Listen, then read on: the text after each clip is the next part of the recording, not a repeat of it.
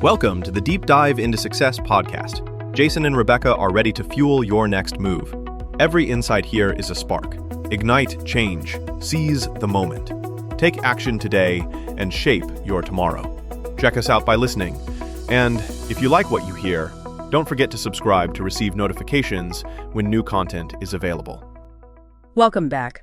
Today we're doing a deep dive into something pretty fascinating and honestly quite common: the victim mindset. It's not about denying bad things happen. Obviously they do.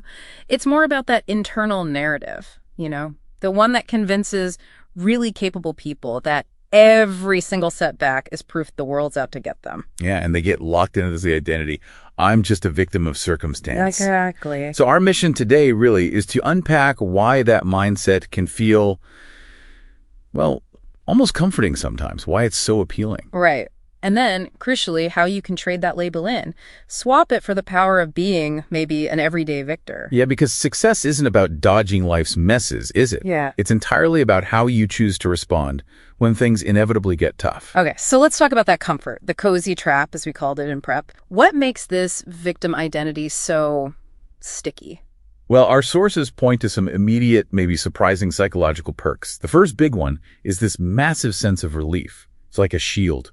Yeah, the blame shield. The moment you decide, I'm the victim here, you kind of automatically shed the weight of personal responsibility. And accountability too, I guess. Exactly. And that's a huge weight off. Self-reflection can be painful, right?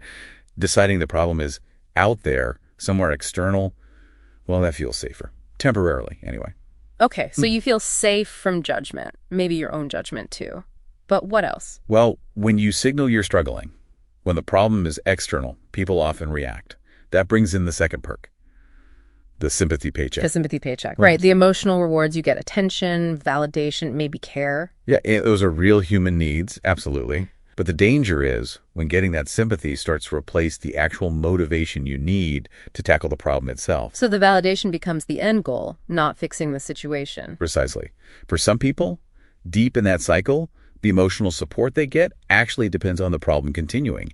Why fix it if the status quo guarantees that stream of validation? Wow. Okay, but this relief, the shield, it has a massive downside.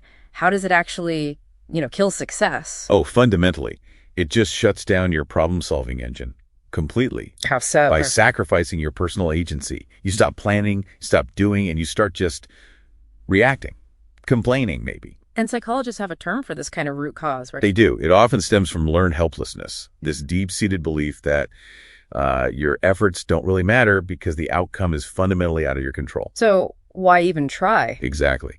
If effort feels pointless, motivation just evaporates. Okay, so that's the trap. How does the everyday victor avoid this? How do they sidestep learned helplessness? Well, they cultivate a different mindset entirely, one based on radical ownership. They actively reject victimhood. Why? What's the driver there? For them, the pain of knowing they could have acted but didn't, that inaction, is actually worse than the pain of taking responsibility and maybe even failing at first. It fundamentally comes down to wanting control. Okay, this is really key for anyone listening. The victor uses setbacks differently, like data points. Totally. It's analysis, not self-judgment. Right. If they bomb an exam, it's not, I'm stupid. Right. It's, okay, what happened here? Yes. Did I rely too much on just reading the textbook? Did I not do enough practice problems? Yeah. They admit the mistakes, compare the strategies. Responsibility isn't punishment. No. It's the key to control. It's how you learn and adjust to get a different outcome next time. That reframing is everything. And getting there requires training your brain, right? Breaking that helplessness habit. Absolutely. It demands what you might call radical honesty. Really accepting that your internal response, even to a random external event, is 100% up to you. And courage, I'd imagine. Courageous resilience. Definitely. It takes guts to own your part, which leads us to a practical tool. Yeah, the actionable shift. You mentioned something called the pivot prompt. It's a concept designed to basically short-circuit that blame cycle the moment it starts. Forces you toward action. Okay, how does it work? Simple, but powerful. After any setback, big or small, you ask yourself 3 specific questions.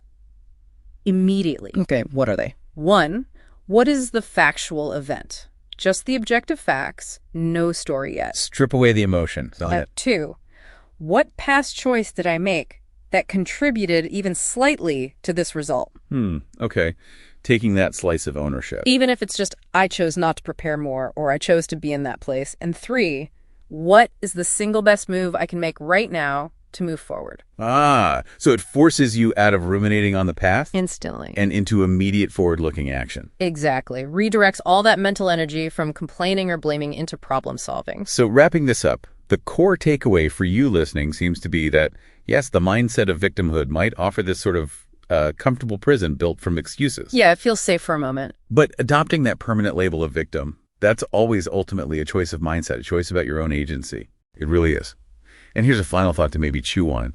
Even when a genuine disaster strikes, something truly random and awful, the victim role often involves a subtle refusal. A refusal to examine the chain of choices that happens after that disaster, the choices that lead from that point to your present state.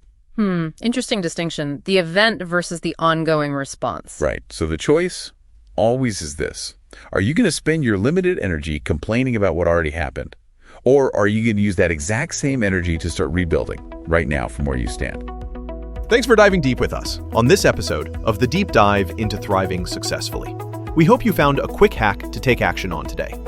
If this episode moved the needle for you, please take 1 second to hit that follow or subscribe button on your favorite podcast platform. It helps us reach more people who want to start thriving. Our content is 100% based on listener requests. We want to cover the topics you struggle with. Drop your episode suggestions in the comments or send us an email directly at deepdive@lfeg.info. And the best way you can help us is to share this episode with a friend or colleague you care about. Let's build a thriving community together. Until the next dive, keep crushing your goals.